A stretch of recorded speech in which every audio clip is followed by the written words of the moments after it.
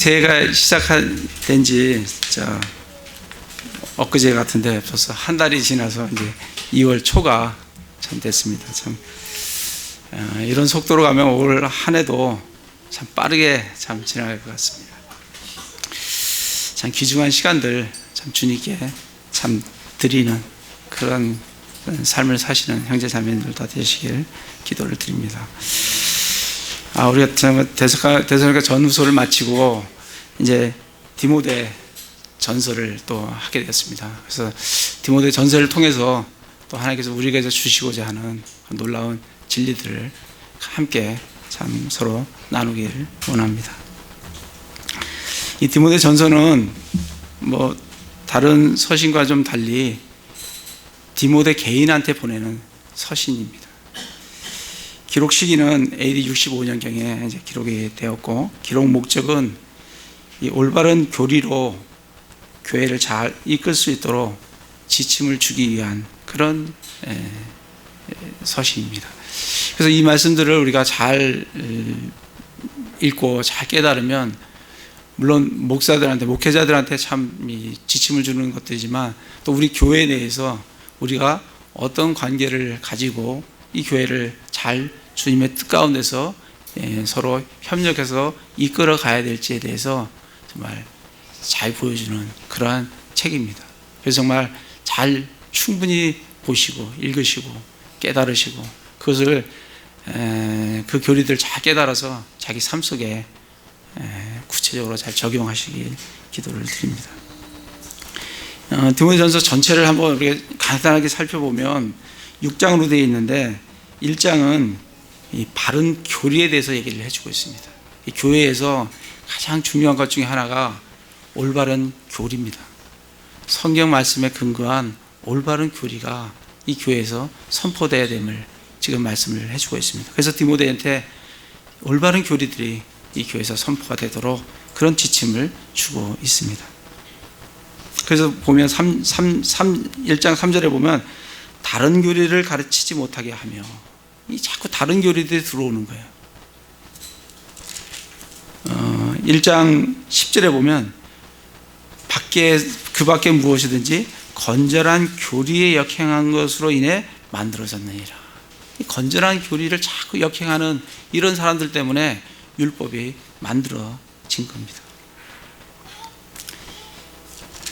4장을 가보겠습니다. 4장에 보시면 이 말세가 되면, 마지막 때가 되면 어떤 사람들이 믿음에서 떠나 유혹하는 영들과 마귀들의 교리들의 주의를 기울이라 하시는지라. 이 마귀들의 교리들이 자꾸 교회에 들어오게 됩니다. 6장 가보겠습니다. 6장 3절에 보면, 아니 어떤 사람이 다른 식으로 가르치고 온전한 말씀들, 곧 우리 주 예수 그리스도의 말씀들과 하나님의 성품에 따른 교리에 동의하지 아니하면, 하나님의 성품에 따른 교리라는 것은 이게 영어로 하나님의 성품이 가들리니스예요. 우리 경건이라고 하시죠. 경건이 어려운 단어이기 때문에 이걸 하나님의 성품이라고 이렇게 풀어서 번역을 했는데, 다시 말하면 하나님의 속한 것에 따른 교리예요. 그러니까 우리 교리는 정말 건전한 교리고, 말씀에 의거한 복음에 따른 교리고, 하나님의 것에 따른, 하나님의 성품에 따른 그런 교리가 이 교회에서 올바르게 나누어지고 공유하고 그 말씀에 근거한 교리들이 명확히 서는 게 얼마나 중요한지 모릅니다. 그래서 첫 번째 디모데전서 1장에서 사도 바울이 디모데에게 주는 게 뭐냐면, 올바른 교리를 올바르게 선포를 하도록 그렇게 지금 말씀을 주고 있습니다. 그래서 우리가 이 올바른 교리들을 배우는 게 얼마나 중요한지 몰라요.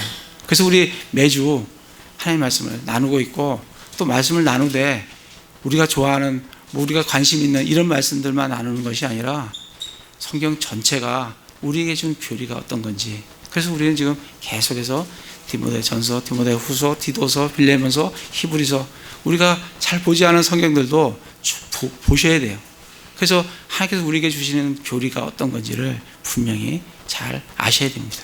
근데 교리만 알아가고 되는 게 아니라, 교리를 알았으면 그 교리가 내 삶에 체화되도록, 내가 충분히 그 말씀에 또 순종하는 그런 삶이 뒤따라야 돼요.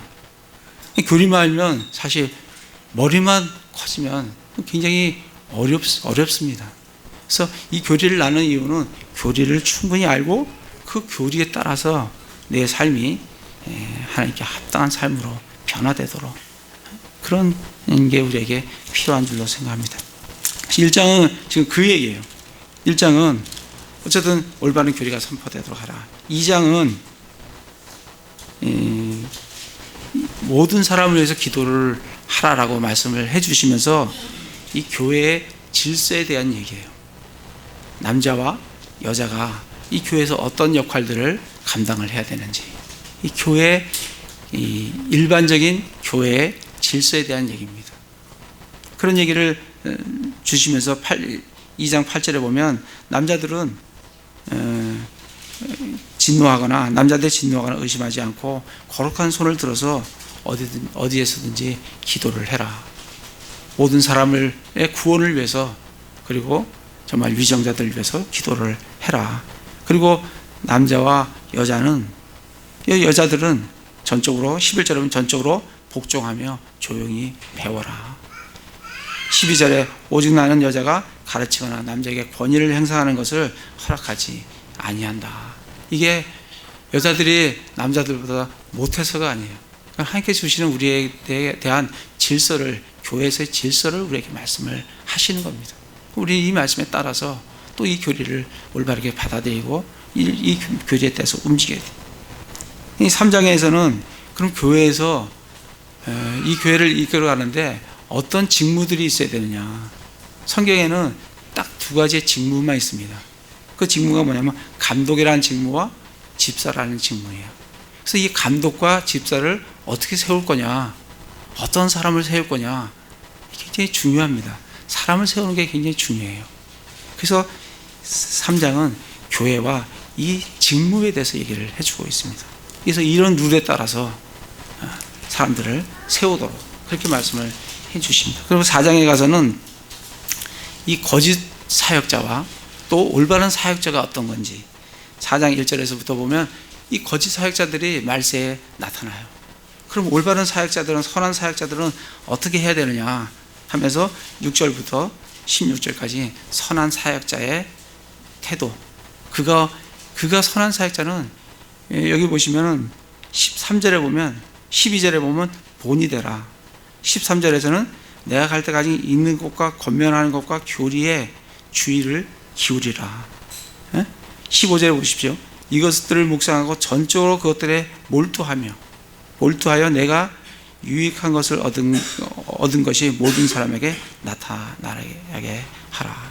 그래서 교리에 16절에서도 내 자신의 교리에 주의를 기울이고, 그래서 선한 사역자는 이 교리에, 하나님의 말씀에 집중하는 삶을 살아야 된다라는 것을 지금 디모데에게 알려주고 있습니다. 그 다음에 5장에서는 이 교회에서 각 성도들을 어떠한 태도로 어떻게 대해야 되느냐, 나이 많으신 분들에게는 어떠한 태도로, 젊은 형제들에게는 어떠한 태도로, 나이 드신 여자들에게는 어떠한 태도로, 젊은 여자들에게는 어떠한 태도로, 우리가 어떠한 태도로, 어떠한 방법으로 이 성도들을 대할 거냐에 대한 얘기를 쭉 해주시고, 그 다음에 6장에서는 우리 성도들에게 주시는 권면의 말씀이에요. 이 세상에 추구하는 그런 것들을 본받지 말고, 11절에 오 하나님의 사람아, 너는 이것들을 피하고 이 세상에 쫓아가는 그런 재물과 쾌락과 환락과 이런 것들을 쫓아가지 말고 의와 하나님의 성품과 믿음과 사랑과 인내와 온유를 추구해라. 믿음의 선한 싸움을 싸우라. 이러한 권면의 말씀들을 우리에게 주고 계십니다. 그래서 이런 말씀들을 좀 생각하시면서 디모데 전서를 한번 같이 살펴보도록 그렇게 하겠습니다. 우리가 참 보면서 이 디모데를 보면은 상당히 정말 바울과 함께 협력하면서 놀랍게 주님을 섬기는 그런 정말 제자인 걸 참 볼 수가 있습니다. 그래서 우리가 디모데 전서를 보기 전에 그 지도를 잠깐 좀 보겠습니다. 그래서 사도 바울의 선교 여행을 좀 보면서 이 디모데하고 어떻게 연관이 되어지는지 그걸 우리가 좀 살펴보도록 하겠습니다. 18페이지입니다. 사도 바울의 1, 2차 선교 여행이 있고, 그 다음에 3차 선교 여행이 있고, 그리고 사도 바울의 로마 이송이 있습니다. 18페이지입니다. 이렇게 보시면 사도 바울의 1차, 2차 선교 여행이 이렇게 나옵니다. 1차 선교 여행은 보시면 이 보라색으로 이렇게 출발을 해서 노란색으로 돌아오죠. 2차 선교 여행은 빨간색으로 출발을 해서 초록색으로 돌아오게 됩니다. 그래서 1차 선교 여행을 쭉 보라색을 쫓아가다 보면 아탈리아가 나오고 버가, 안디오, 그 다음에 이고니움, 루스드라 이렇게 나옵니다. 이 루스드라가 디모데의 고향이에요. 여기에서 1차 선교 여행 때 사도 바울이 이 루스드라에서 돌로 얻어맞습니다. 그러니까 루스드라가 뭐 그렇게 큰 도시가 아니니까 아마 이 디모데가 그것을 충분히 받고 경험을 했을 거라고 디모데후서 3장에 보면 그거를 네가 잘 알고 있다라고 디모데가 사도 바울이 얘기하는 거 보면 그 장면들을 보고 경험을 했으리라고 생각을 합니다. 그러다가 2차 선교 여행을 1차 선교 여행을 마치고 2차 선교 여행을 빨간색으로 쭉 가는데 어디를 지나냐면 루스드라를 지나요. 이게 사도행전 16장 1절 말씀이에요. 그걸 지나는데 거기서 누구를 만나요? 거기서 디모데를 만나서 디모데가 2차 선교 여행 때 같이 이제 동행을 하게 됩니다. 그러면서 쭉 드로아에서 빨간색을 따라가다 보면 드로아를 지나서 이제 마게도니아로, 빌립보가 마게도니아 첫 성읍이기 때문에 글로 들어가서 거기서 이제 데살로니가에 가서 거기서 3주 만에 우리가 데살로니가전서 후서를 읽지 않았습니까? 거기서 3주 만에 세워진 교회가 데살로니가 교회예요. 거기서 또 여러 가지 핍박으로 인해서 쫓겨나서 아테네로 오게 됩니다. 그래서 그 아테네에서 데살로니가 교인들을 생각하면서 데살로니가 전서와 후서를 이제 쓰게 됩니다. 그게 2차 선교 여행 때 쓰게 된 거예요. 그리고 이제 고린도에 가서 고린도에 도착을 하니까 거기에 브리스길라와 아굴라가 로마에서부터 왔어요.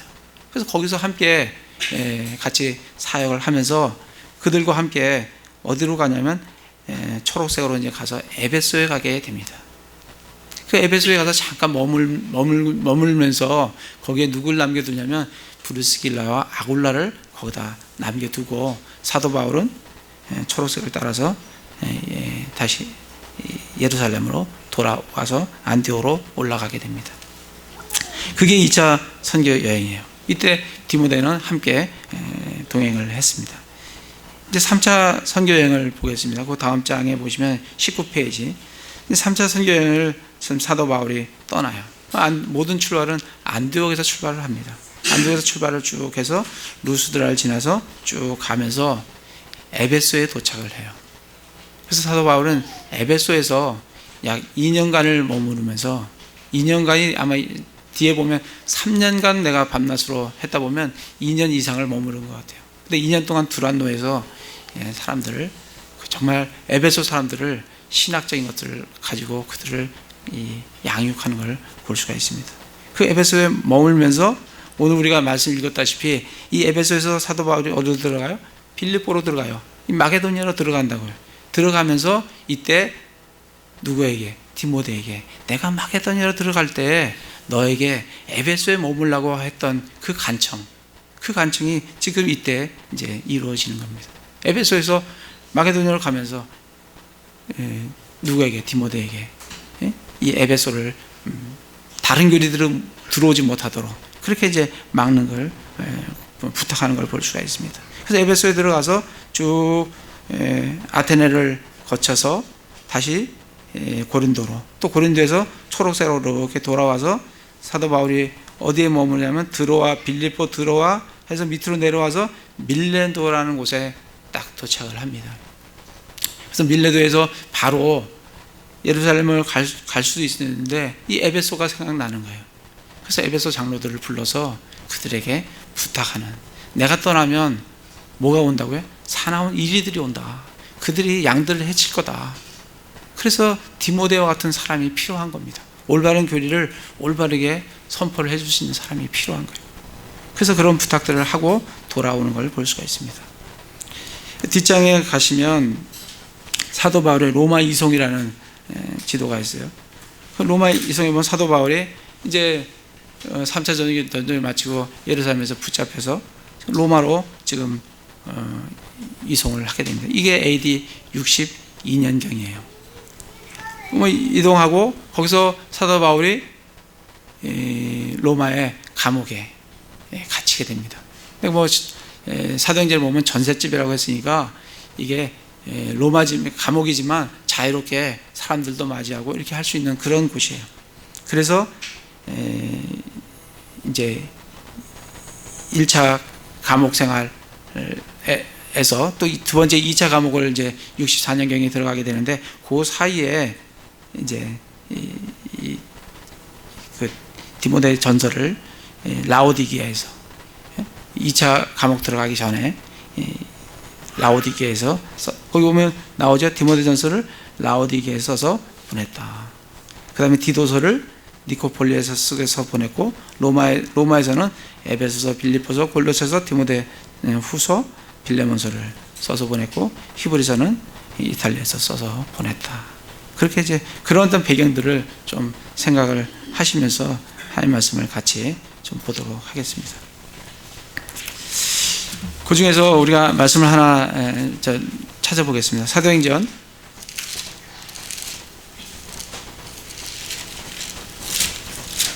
3차 전쟁 마치고 에베소에 머물렀다고 마치는 쯤에 에베소에 머물렀잖아요. 밀레도에 가서 에베소에 머무는 게 아니라 밀레도에 가서 에베소 장로들을 불렀어요. 그게 사도행전 20장 17절 말씀이에요. 그가 밀레도에서 에베소로 사람을 보내어 교회 장로들을 부르니 이렇게 지금 밀레도에서 에베소에 있는 장로들을 부르는 장면입니다. 28절에 보면 그러므로 너희 자신과 온 양떼에게 주의를 기울이라. 성령님께서 너희를 그들의 감독자로 삼으사 하나님의 교회 곧 그분께서 자신의 피로 사신 교회를 먹이게 하셨느니라. 내가 이것을 아노니 곧 내가 떠난 뒤에 사나운 이리들이 너희 가운데로 들어와 양떼를 아끼지 아니할 것이요. 항상 올바른 교리가 선포되던 거기에 있던 그 사람이 떠나면 사나운 이리들이 들어옵니다. 이 교회에 사나운 이리들이 들어와요. 그걸 지금 사도 바울이 알고 있는 거예요. 내가 떠나면 반드시 들어온다. 그리고 30절에 또 너희 중에서도 너희가 누구예요? 에베소 장로들이에요. 너희 중에서도 제자들을 끌어내어 자기들을 따르게 하려고 왜곡된 것들을 말하는 사람들이 일어나리라. 교회에서 이런 사람들이 일어납니다. 그래서 우리가 잘 하나님의 말씀을 잘 분별하고 하나님의 말씀 위에 약속하신 그 교리 말씀 위에 분명하게 견고하게 우리들이 서야 됩니다. 그래야 이런 사람들을 분별해낼 수가 있어요. 그래서 이러한 교리들이 잘못된 교리들이 교회에 선포되지 않도록 우리들이 말씀 위에 견고하게 세워져야 됩니다. 그러면서 31절 그러므로 깨어서 내가 3년 동안 밤낮 쉬지 않고 눈물로 각 사람을 훈계하던 것을 기억해라. 지금 이런 이유 때문에 사도 바울은 디모데에게 에베소에 남아서 다른 교리들이 선포되지 못하도록 이 살아온 이들이 들어오지 못하도록 지금 그에게 간청하는 그 내용이 지금 디모데 전서 1장 내용입니다. 자, 우리 디모데 전서 가보겠습니다. 디모데 전서 그런 어떤 배경들을 좀 생각하시고 한번 디모데 전서를 보겠습니다. 디모데 전서 1장 1절에 보면 하나님 곧 우리의 구원자와 우리의 소망이신 주 예수 그리스도의 명령으로 예수 그리스도의 사도가 된 바울은 우리 이 말씀 1절 말씀을 읽으면서 참 이 구약과 신약이 참 다르구나. 구약은 하나님밖에 없어요. 물론 예수 그리스도가 각 구약에 계시가 되어 있지만 말씀에는 하나님만, 그러니까 이스라엘은 하나님밖에 없는 거예요. 그런데 1장 1절에 보면 하나님 곧 우리의 구원자와 우리의 소망이신 예수 그리스도의 명령으로. 예수 그리스도가 어떤 분이라는 얘기예요? 하나님이라는 얘기예요. 하나님이신데 누구냐고? 우리의 구원자시요 우리의 소망이시라고. 이분이 예수 그리스도라고요. 그래서 정말 이 1절 말씀은 구약과 신약을 딱 나눠주는 책이에요. 구약은 하나님만 나오지만 신약에는 분명하게 예수 그리스도가 하나님이시다, 우리의 구원자시고 우리의 소망이신 주 예수 그리스도, 그분의 명령으로 예수 그리스도 사도가 된 바울은 하면서 예수 그리스도가 하나님이라는 것을 명확하게 우리에게 보여주시는 구절입니다. 2절에 보면 믿음 안에서 나의 아들이 된 디모데에게 편지하노니 하나님 우리 아버지와 예수 그리스도 우리 주로부터 은혜와 긍휼과 평강이 있기를 원하노라. 정말 우리에게 필요한 것은 하나님의 은혜와 하나님의 긍휼과 하나님의 평안이에요.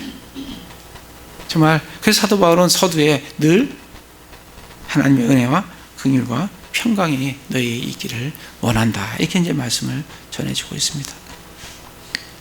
그래서 사도 바울이 이제 3절에 보면 내가 마게도냐에 갈 때 3차 전도 여행에서 이제 에베소에서 마게도냐로 들어가지 않습니까? 들어갈 때 에베소에 여전히 머물 곳을 내가 내게 간청하였느니. 머물러서 왜 머물러요? 이것은 내가 어떤 사람들에게 명하여 그들이 다른 교리를 가르치지 못하게 하며.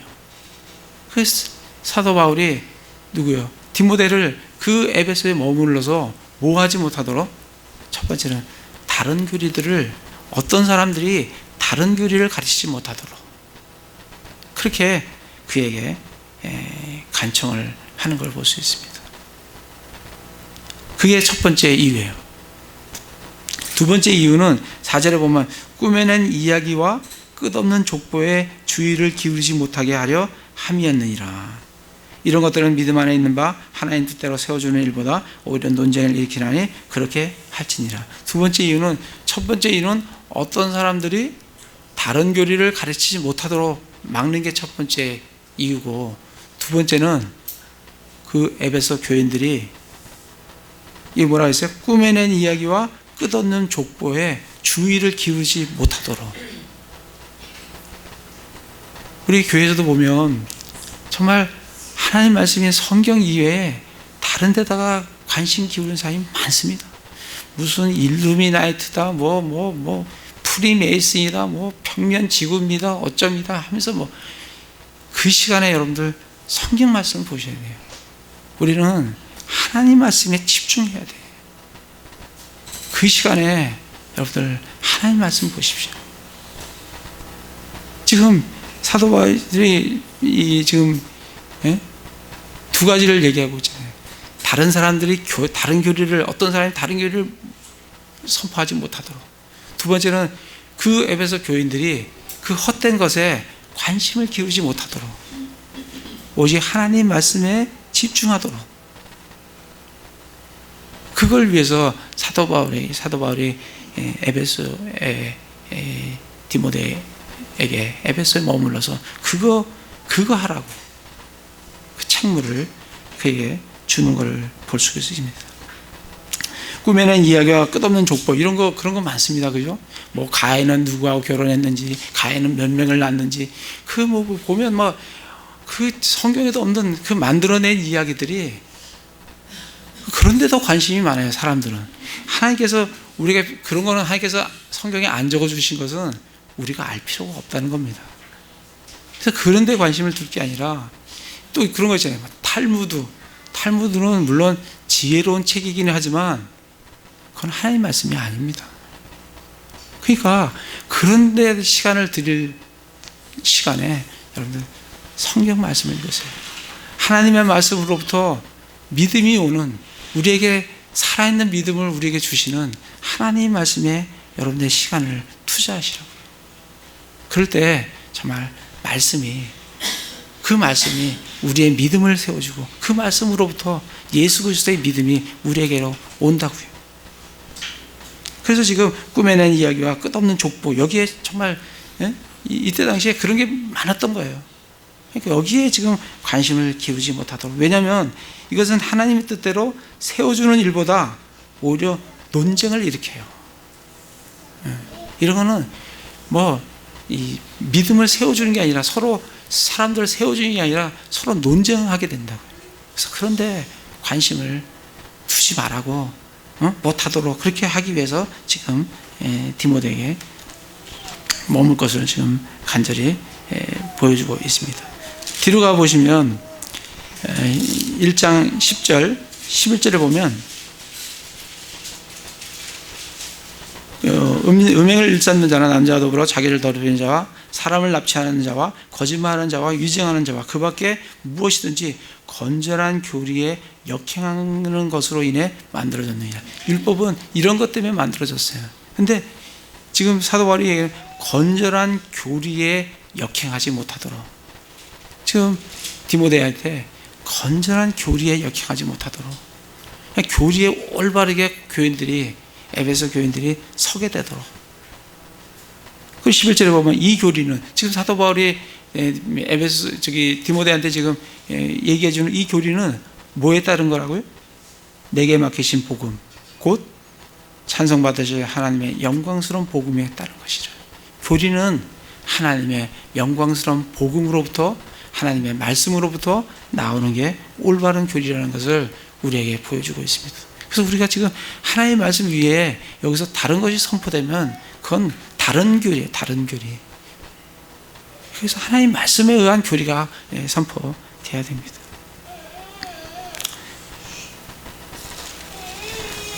그래서 4장 1절에서도 어떤 교리?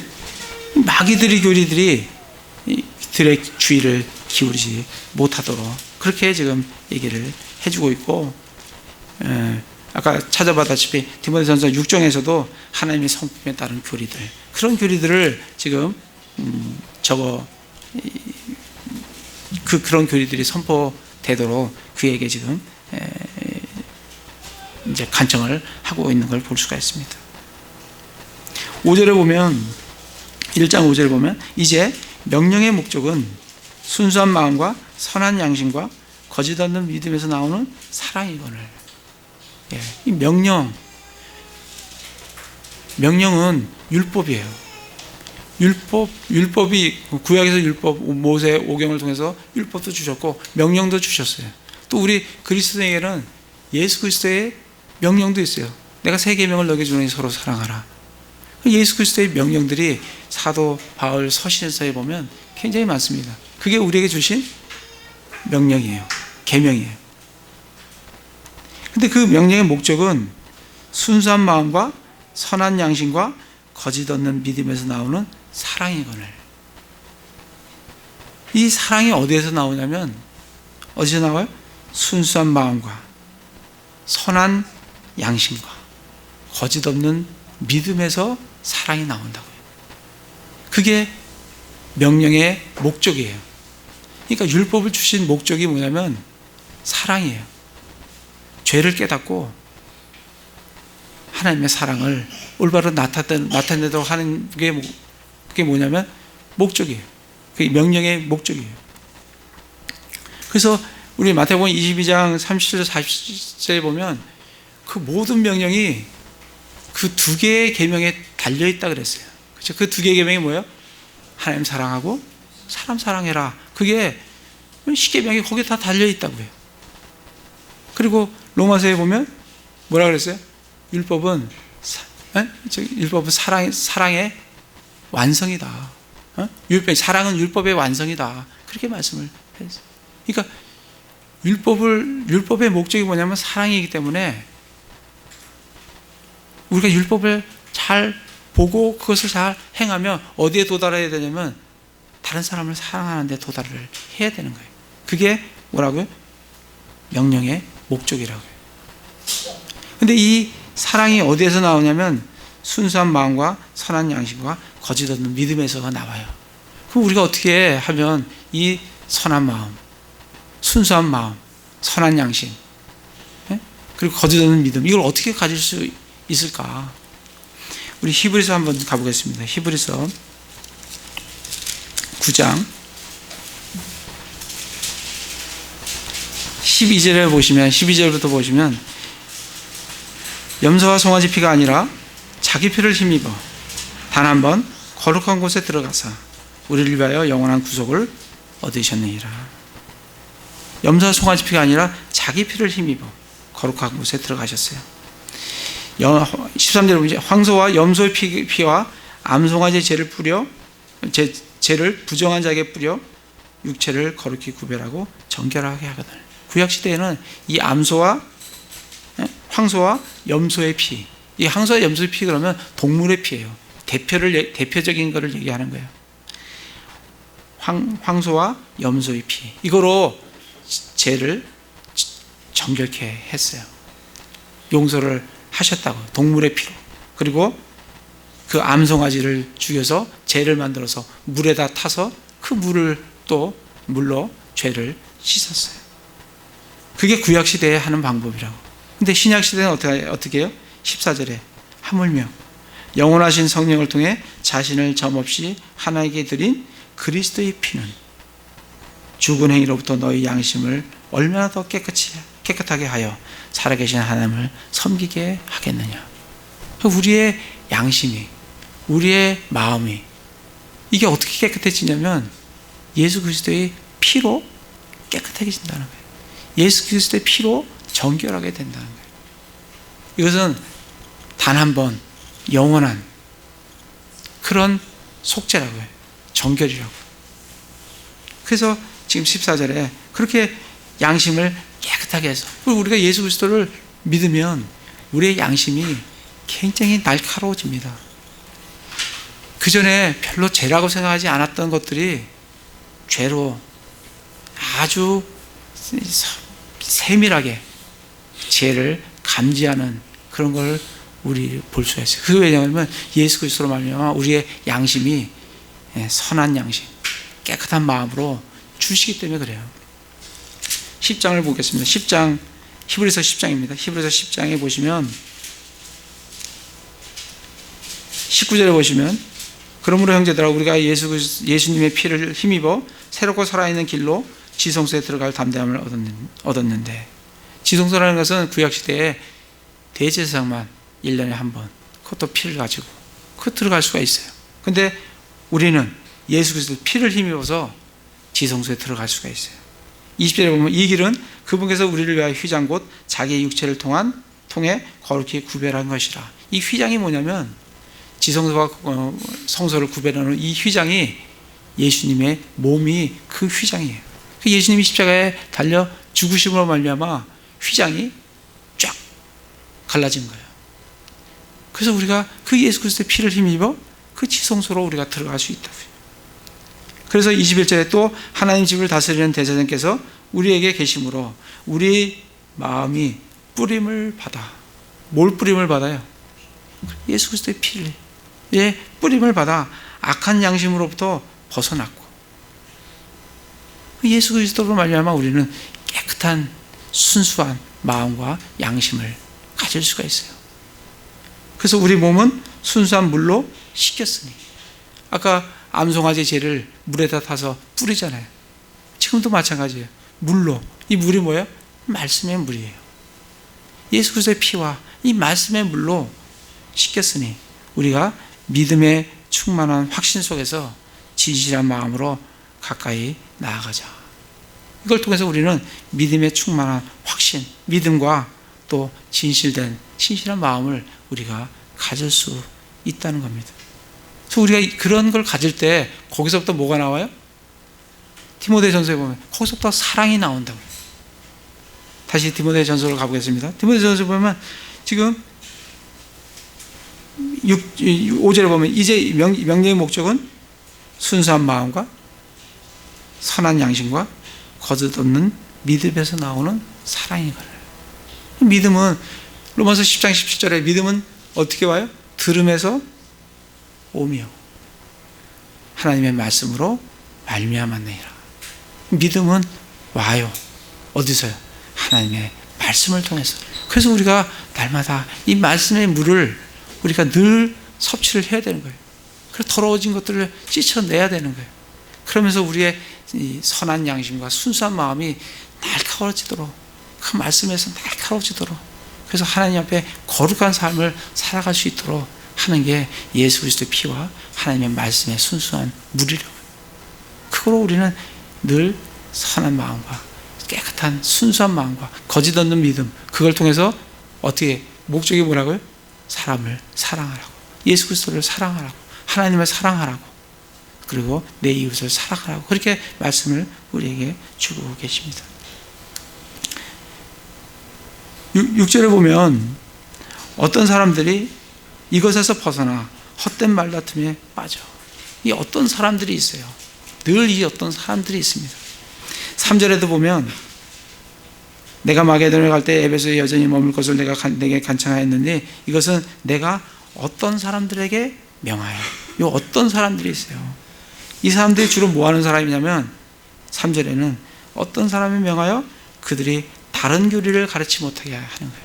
이 어떤 사람들이 뭐 하는 사람이에요? 다른 교리들을 가르치는 사람들이에요. 6절에 보면 어떤 사람이 뭐 하는 사람들이에요? 이것에서 벗어나, 뭐에서 벗어나? 율법의 계명의 목적인 사랑에서 벗어나서 그냥 율법 논쟁만 하는 거예요. 거기서 벗어나 헛된 말다툼에 빠지는 이런 사람들이 어떤 사람들이에요. 1장 19절 가볼까요? 18절부터 읽어보면 아들 디모데야, 전에 너에 대하여 주어진 대언들에 따라 내가 내게 이 책임을 주노니 곧 너는 그것들을 힘입어 선한 싸움을 싸우며 믿음과 선한 양심을 붙들라. 어떤 자들이 그것을 버리고 믿음에 관하여는 파선하였느니라. 이 어떤 자들, 그 어떤 자들의 믿음을 버리고 믿음에 있어서 파선하는 자들, 요새 어떤 자들, 이 어떤 자들이 교회에 들어온다고 그래요. 이 어떤 자들이 다른 교리를 가르치고 논쟁을 일으키고 그리고 자기 자신은 거기서 벗어나서 믿음을 버리고 파선하는 자들, 그런 자들이 어떤 자들이에요. 우리는 이런 자들을 잘 분별해 내야 됩니다. 교회에, 우리 교회에 발붙이지 못하도록.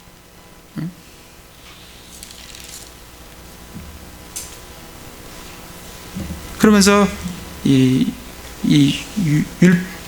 자들이 7절에도 보면 이런 자들이 뭐 하려고 하냐면 율법의 선생을 되려고, 율법의 목적은 제대로 하지는 않고 그 계명의 명령의 목적은 하지 않고 그냥 선생, 율법을 가르치는 선생이 되기 위한, 그게 사도행전 15장에 나오는 그런 율법주의자들이에요. 그런 얘기를 지금 우리에게 해주고 있습니다. 그래서 우리는 율법 자체가 잘못된 건 아니에요. 8절에 보면 그러나 율법은 사람이 그것을 적법하게 쓰면 선한 줄을 우리가 아노라. 율법은 로마서 7장 12절에 율법은 거룩하고 계명도 거룩하고 의롭고 선하도다. 계명은, 율법은 의롭고 선한 거예요. 그래서 그 율법을 우리가 적법하게 사용만 하면 우리에게 굉장히 유용한 거예요. 그래서 우리는 율법 폐기론자가 아닙니다. 우리가 율법에 대해서 우리가 죽었지만 우리 구약의 율법을 폐기하는 게 아니에요. 그 율법을 우리는 적법하게 사용할 줄 알아야 돼요. 율법에 안식일을 지켜라. 우리는 지금 안식일을 안 지킵니다. 우리는 안식에 이미 예수 그리스도 안식에 들어갔어요. 그러나 우리 그 율법을 통해서 일주일에 하루는 내가 주님께 떼어놓고 참 주님을 섬기는 그런 삶을 내가 살아가야 되는구나 라는 적법한 율법에서 적법성을 우리가 알 수가 있어요. 우리는 11조를 하지 않아요. 율법에는 11조 하게 돼 있어요. 성경에서는, 우리 신약에서는 11조가 없습니다. 그러나 고린도후서에 보면 각각 그 마음에 정한 대로 할 것이요 인색함으로나 억지로 하지 말지니 하나님은 즐겨내는 자를 사랑하시느니라. 율법을 보면서, 11조를 보면서 내가 이 신약 시대에 내가 각각 그 마음에 정한 대로 할 것이요 인색함으로나 억지로 하지 말지니, 인색함으로나 억지로 하지 말라는 게 그게 어떤 의미인가 그걸 우리는 율법을 통해서 내 수입에 어느 이 정도의 수입을 내가 주님께 드리라는 것을 적법하게 우리가 알 수가 있습니다. 그런 게 적법하게 사용하면 율법은 굉장히 선하고 의롭고 좋은 거예요. 그래서 그걸 지금 말씀을 해주고 있는 겁니다. 그러면서 9절부터 왜 이 율법이 왜 만들어졌느냐. 율법은 읽어보면 의로운 사람을 위해 만들어진 것이 아니에요. 죄인들을 위해서 죄인들이 죄를 깨달으도록. 우리 지금 로마서에서 계속 했지 않습니까? 로마서 3장에 보면 율법은 죄를 알게 되느니라. 한번 볼까요? 로마서 3장, 이 말씀이 중요하니까 또 한번 읽어보겠습니다. 로마서 3장 19절 20절에 보면 우리가 3장 19절에 보면 이제 우리가 알거냐 율법이 어떤 것들을 말하든지 그것은 율법 아래 있는 자들에게 말하나 이것은 모든 입을 막아 온 세상에 하나님 앞에서 유죄가 되게 하려 함이라. 그러므로 율법의 행위로는 어떤 유죄도 그 눈에 의롭게 될 수 없는 율법으로는 뭐라고요? 죄를 알게 되느니라. 율법이 우리에게 주신 것은 죄인이 죄를 올바로 알게 되도록 우리에게 주신 것임을 우리가 알 수가 있습니다. 다시 디모데전서에 와서 그래서 적법하게 쓰고 그 율법은 우리에게 죄인이 하나님의 율법을 그 죄를 율법을 통해서 알 수 있도록 그렇게 해 주신 겁니다. 그러면서 이 11절에 보면 이 교리는 내게 맡기신 복음 곧 찬송받으실 하나님의 영광스러운 복음에 따른 것이니라. 이 교리가 뭐예요? 지금 앞에서 지금 디모데한테 계속해서 얘기하는 거예요. 다른 교리가 아닌 올바른 교리. 3절에서는 다른 교리가 아닌 올바른 교리. 꿈에 낸 이야기와 끝없는 족보의 주의를 기울이는 것이 아니라 사람을 세워주는 말씀에 의한 것. 또 명령의 목적인 사랑을 그것을 실천하는 그것을 실행하는 그러한 교리. 그리고 그 율법을 적법하게 사용하는 그러한 교리. 그 율법을 왜 주셨는지 그러한 교리. 그런 교리는 어디에서 나왔다고요? 내게 맡기신 복음 곧 찬송받으실 하나님의 영광스러운 복음에 따른 교리를 지금 얘기하고 있고 그것을 누구한테 지금 맡기고 있어요? 지금 디모데한테 이 교리를 합당하게 지금 교회에 선포를 하라고 지금 말씀을 해주고 있습니다. 그러면서 12절부터 17절까지는 이 사도 바울이 하나님께서 자기에게 이 사역을 맡겨주셨는데 정말 이 사역을 맡겨주신 게 하나님의 은혜요 하나님의 긍휼이요 그걸 하면서 감사함을 지금 고백을 하고 있습니다. 12절에 보면 나를 능하게 하신 그리스도 예수 우리 주께 내가 감사를 드리면 그분께서 나를 신실한 자로 여기서 내게 사역을 맡겼기 때문이라. 하나님은 신실한 자에게 자신의 사역을 맡깁니다. 그러니까 우리가 정말 여기서 우리가 신실하게 잘 성장해야 돼요. 그래야 우리에게 맡겨주신 이 사역을 우리가 또 함께 또 다음 세대에 이 사역을 맡길 수가 있습니다. 우리는 그리스도 안에서 신실하게 그런 사람을 하나님께서는 택하세요. 그래서 사도 바울이 참 감사를 드리고 있어요. 왜냐하면 자기 같은 죄인을 자기 죄인을 어떻게 지금 해요? 13절에 보면 자기를 이렇게 표현하잖아요. 내가 전에는 뭐요? 신성모독하는 자요 핍박하는 자요 해를 끼치는 자였으나 자기가 이렇다는 거예요. 사도 바울만큼 그 그리스도인을 핍박한 사람이 어디 있겠어요? 그런 자기를 하나님께서 신실한 자로 여기셔서 자기에게 사역을 맡겼다는 거예요. 그래서 참 이 말씀을 읽으면서 하나님께서는 사도 바울이 구약 측면에서는 정말 신실했어요. 그러니까 이게 왜냐하면 사도 바울이 왜 하나님께서 그 긍휼을 베푸셨냐면 13절에 보면 내가 믿지 아니하는 가운데 알지 못하고 그것을 했기 때문에 그래요. 믿지 아니하는 가운데 알지 못하고 행했어요. 사도 바울은 자기가 구약 측면에서는 이 그리스도인들을 다 말살시키는 게 이게 하나님의 뜻인 거예요. 어떤 면에서는 구약 측면에서는 대단히 신실하게 한 사람이에요. 그래서 그의 말씀에 따라서 그의 이 생각을, 그의 교리를 신약에서 구약으로 딱 바꿔주는 순간 그는 전폭적으로 신약에 따르는, 이 교리에 따르는 사역자가 되는 것을 참 볼 수가 있습니다. 하나님은 그러한 신실한 자를 택하세요. 지금도 우리에게 주신 이 신약적인 교리, 이거를 신실하게 선포하고 신실하게 준행하고 따라가는 그런 사람, 신실한 사람들을 하나님은 지금도 찾고 계십니다. 그래서 14절에 보면 긍휼을 주셨고, 13절에 긍휼이고 14절에서는 은혜를 베풀어 주셨어요. 15절에 예수님께서 오신 것은 죄인들을 구하러 오셨는데 자기가 죄인들의 우두머리다, 그렇게 고백을 하는 걸 볼 수가 있습니다. 그런데 왜 하나님께서 사도 바울에게 그런 은혜를, 긍휼을 베푸셨느냐? 16절에 그러나 예수 그리스도께서 먼저 내 안에서 모든 오래 참음을 보이사 이후에 자신을 믿어 영존하는 생명에 이르게 될 자들에게 본이 되게 하려 하시니라.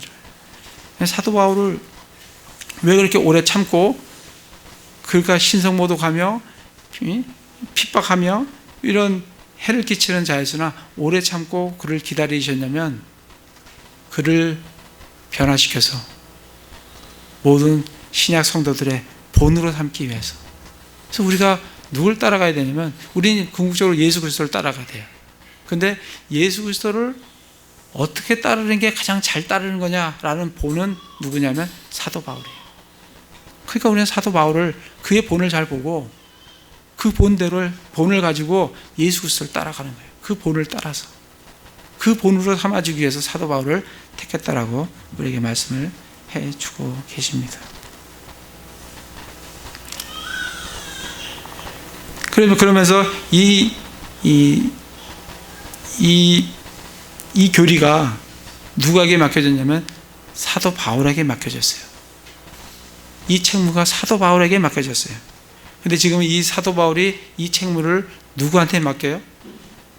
네, 디모데에게 지금 맡기는 거예요. 그게 디모데가 맡기는 게 18절부터 20절 말씀이에요. 아들 디모데야, 전에 너에 관해 주어진 대언들에 따라 내가 내게 이 책무를 주노니 곧 너는 그것들을 힘입어 선한 싸움을 싸우며 믿음과 선한 양심을 붙들라. 어떤 자들이 그것을 버리고 믿음에 관하여는 파선하였느니라. 그 중에 후메나와 알렉산더가 있다라고 그렇게 말씀을 해주고 있습니다. 디모데에게 정말 책무를 주는 걸 볼 수가 있어요. 그러면 정말 이 선한 싸움, 믿음과 선한 양심을 붙드는 것, 이게 도대체 구체적으로 어떤 건가? 그걸 우리 좀 같이 좀 살펴보면 좋겠습니다. 디모데서 6장에 가서 보시면 6장 6절부터 쭉 7절부터 보시면 우리가 이 세상에 아무것도 가지고 오지 아니하였은즉 아무것도 가지고 왔지 못합니다. 먹을 것과 입을 것이 있은즉 그로 만족하라는 거예요. 부유하게 되고자 그런 자들은 어떻게 된다고요? 어리석고 해로운 욕심에 떨어져요. 돈을 사랑함이 모든 악의 뿌리예요. 돈이 없어야 된다는 게 아니라 돈을 사랑하는 것이, 돈은 필요합니다. 우리에게 필요해요. 우리 생계를 유지하기 위해서 돈이 필요해요. 근데 그 돈을 사랑하는 것이 모든 악의 뿌리라는 거예요. 그래서 11절에 그러나 하나님의 사람은 너는 이것들을 어떻게 하라고? 피하고. 이게 선한 싸움이에요. 세상적인 가치관으로부터 피하고 싸우는 거예요. 피하고 뭘 쫓으라고요? 의와 하나님의 성품과 믿음과 사랑과 인내와 온유를 추구해라. 뭐 하라고요? 믿음의 선한 싸움을 싸우라고. 영원한 생명을 붙들라고. 이걸 위해서 부르심을 받았다고. 우리에게 이런 싸움을 싸우라고. 디모데에게 이런 싸움을 싸우라고. 또 이런 싸움을 싸우도록 교회들에게 선포하라고 지금 그에게 책무를 주는 걸 볼 수가 있습니다. 디모데 후서 가볼까요? 디모데 후서 4장. 이 선한 싸움이 어떤 건지 4장 5절을 보시면 디모데후서 4장 5절입니다. 그러나 너는 모든 일에서 깨어있고 고난을 견디며 복음 전도자 일을 행하고 내 사역을 온전히 입증하라. 이제 내가 내 자신을 헌물로 드릴 준비가 되었고 나의 떠날 때가 가까이 이르렀도다. 내가 선한 싸움을 싸우고 나의 달려갈 길을 마치고 믿음을 지켰은즉 이후로 나를 위하여 의관이 예비되어 있나니 주 곧 의로우신 심판자께서 그날에 내게 그것을 내게 주실 것이요 내게만 아니라 그분의 나타나심을 사모하는 모든 자에게도 주시리라. 이게 선한 싸움을 싸우는 거예요. 고난을 견디며 모든 일에 깨어있고 전도자 일을 행하고 사역을 온전히 드러내 입증하고 그리고 주님이 오실 것을 소망하며 이 땅에 애착을 두지 않고 살아가는 게 믿음의 선한 싸움을 싸우는 거라고요. 한 구절 더 보겠습니다. 디도서 2장 11절 14절 11절에 보시면 구원을 가져다 주시는 하나님의 은혜가 모든 사람에게 나타나 우리를 가르치시되 경건치 아니하는 것과 세상에 속한 정욕들을 우리가 거부하고 이 세상에서 맑은 정신을 가지고 의롭게 하나님의 뜻대로 살며 저 복된 소망과 위대한 하신 하나님 곧 우리의 구원자 예수 그리스도의 영광스러운 나타나심을 기다리게 하셨느니라. 그분께서 우리를 위하여 자신을 주심은 모든 불법부터 친히 우리를 구속하시고 정결하게 하사 선한 행위에 열심 내는 백성 곧 자신을 위한 특별한 백성이 되게 하려 하심이니라. 이게 우리에게 주신 우리가 싸워야 될 선한 싸움이에요. 여기 공통적인 게 공통적인 게 뭐냐면 이 세상과 싸우는 거예요. 이 세상 가치관과 싸우는 거예요. 이 세상을 따라가는 게 아니에요. 우리의 선한 싸움은 하나님의 말씀에 따라가는 거예요. 하나님의 말씀에 따라. 그래서 어떻게 해요? 이 세상에 속한 정욕들을 우리가 거부하고 이 세상에서 맑은 정신을 가지고 의롭게 하나님의 뜻대로 살며 선한 행위에 열심을 내는 그런 선한 싸움을 싸워서 그런 백성이 되도록 하는 게 디모데에게 주신 책무예요. 그러니까 올바른 교리를 선포하고 그 교리에 합당하게 에베소 교인들이 살아갈 수 있도록 그들을 양육하는 책무가 디모데에게 주어졌다고요. 그래서 그렇게 안 된 사람들의 결과에 대해서는 또 말씀이 나와 있는 걸 볼 수가 있습니다. 그래서 오늘 말씀대로 정말 우리가 계속 하나님의 말씀을 서로 이렇게 나누는 것은 올바른 교리의 위에 견고하게 서기 위함이에요. 그리고 교리에 선다는 것은 지식적으로만 서는 게 아니에요. 실제로 그 말씀대로 사는 거예요. 그래서 하나님의 말씀을 올바로 알고 그리고 그 말씀대로 살아가는 거예요. 그 두 가지가 다 중요합니다. 어느 하나가 편중되는 게 아니라 알았는데 행하지 않는다면 그것도 좀 정말 절름발이밖에 되지 않는 거예요. 근데 모르고 행해보세요. 그것도 답답한 거예요. 어디로 가는지 모르고. 그래서 우리는 이 두 가지를 다 올바른 교리가 선포되고 그 올바른 교리에 합당하게 살아가는 우리 형제 자매들 다 되시기를 기도를 드립니다. 제가 기도하겠습니다. 우리에게 하나님의 말씀을 주시니 감사드립니다. 이 말씀에 의한 올바른 교리, 건전한 교리, 복음에 따른 교리, 하나님의 성품에 따른 교리를 잘 세우고 잘 배울 수 있게 하여 주시옵소서. 이 배운 교리를 아는 것에 그치지 아니하고 우리 자신이 그 교리에 합당한 삶을 살게 하여 주시옵소서. 열심으로 믿음의 행위와 사랑의 수고와 소망에 있는 삶을 살게 하여 주시옵고 서로 사랑하고 서로 섬기는 삶을 살게 하여 주시옵소서. 오늘도 우리 재물의 일부를 거룩히 구별하여 하나님께 올려드립니다. 받아주시옵소서. 우리 주 예수 그리스도의 이름으로 기도드립니다. 아멘.